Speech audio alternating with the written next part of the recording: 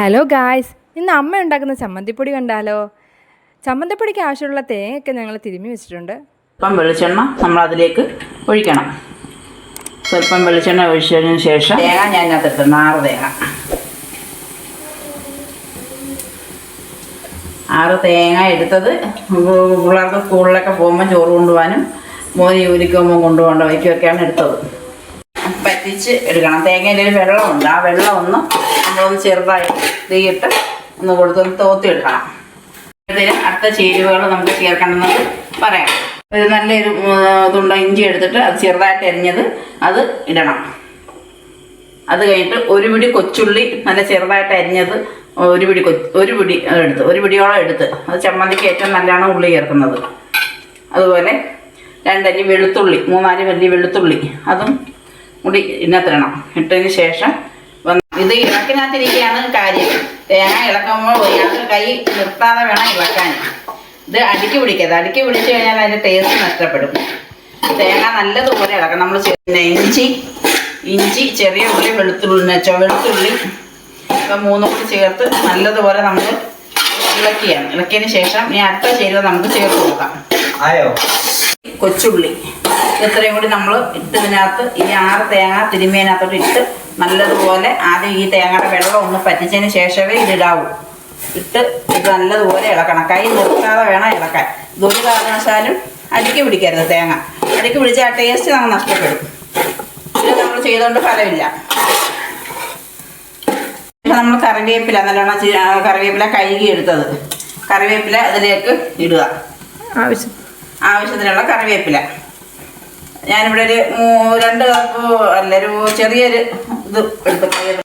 അത് കഴിഞ്ഞ് വേണ്ട കുരുമുളക് ചിലർക്ക് ഇഷ്ടമാണ്, ചിലർക്ക് ഇഷ്ടം കുറേ ചേർത്താൽ മതി. അതിനനുസരിച്ച് നമുക്ക് വേണ്ടത്രയും കുരുമുളക് ഞാൻ എടുത്തിട്ടുണ്ട് ഇവിടെ.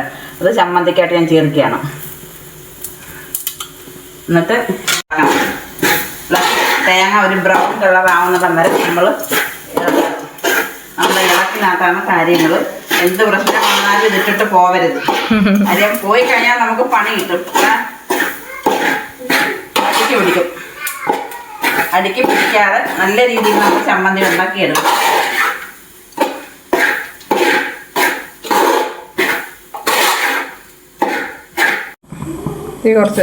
ഇപ്പം ഏകദേശം ബ്രൗൺ കളർ ആയിട്ടുണ്ട്. കുറച്ചും കൂടി ഒന്ന് ഇളക്കിയതിന് ശേഷം നമ്മൾ അടുത്ത ചേരുവകൾ ചേർക്കാനുണ്ട്. ഇച്ചിരി ഇട്ടൊന്ന് മൂത്തതിന് ശേഷം നമുക്ക് അടുത്ത ചേരുവകൾ ചേർക്കാം. ചേർക്കാൻ സമയമായി. ഇപ്പം ഏകദേശം ബ്രൗൺ കളർ ആയിട്ടുണ്ട്. അടുത്ത ചേരുവകൾ ഉദ്ദേശിക്കുന്ന മുളകും മല്ലിയും. ചിലർ മുളകും മല്ലി ഉപയോഗിക്കുന്ന, ഞാൻ മുളകും മല്ലിയല്ല ഉപയോഗിക്കുന്നത്. അപ്പം സാധാരണ മുളക് പൊടി ഇപ്പോൾ ഏകദേശം ബ്രൗൺ കളർ ആയിട്ടുണ്ട്. ഇനി ഇതിനകത്തേക്ക് മുളക് പൊടി ആയിട്ടുണ്ട്. ഇനി ഇതിലേക്ക് ഞാൻ മുളകും മല്ലിയും ഇല്ലാത്തതുകൊണ്ട് അതിന് പകരം പൊടി ചേർക്കുക.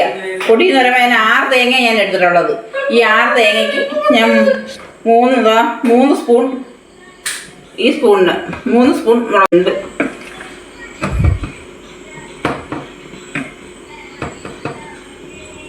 3 സ്പൂൺ മുളക് പൊടി.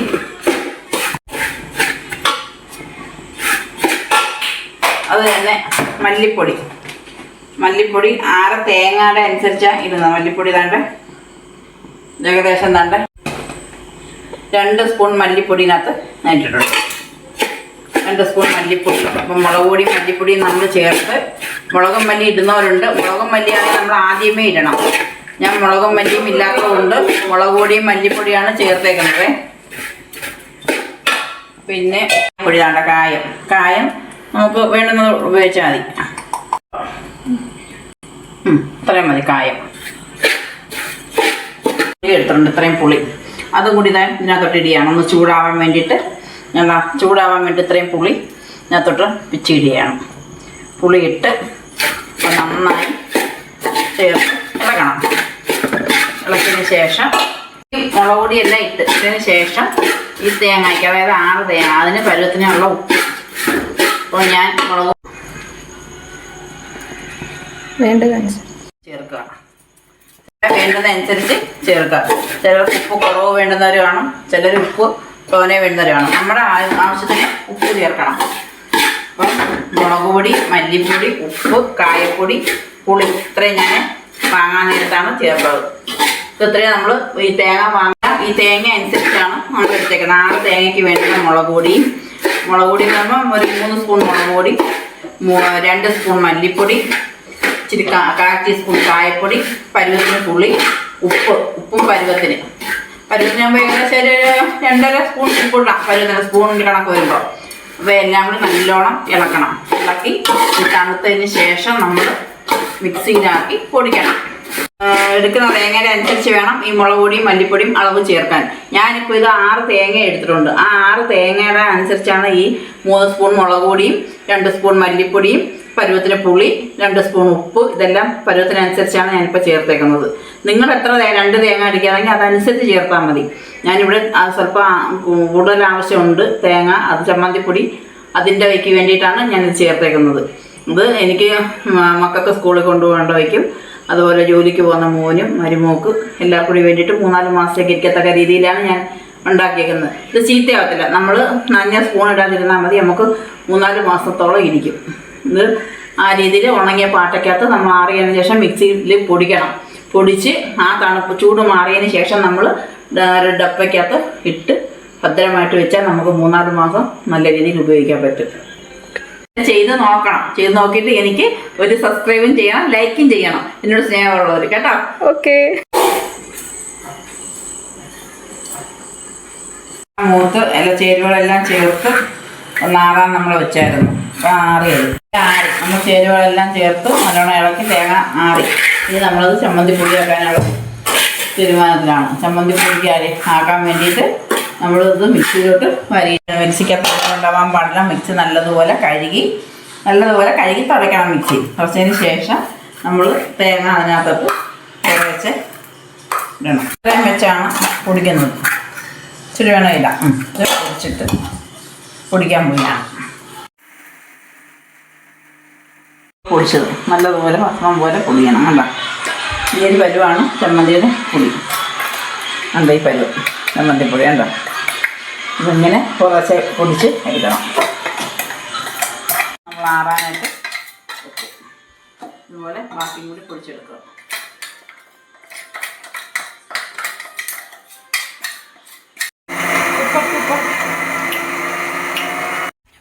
ഒന്നും കൂടെ ഒന്ന് പൊടിയണം. പൊടിയിട്ട്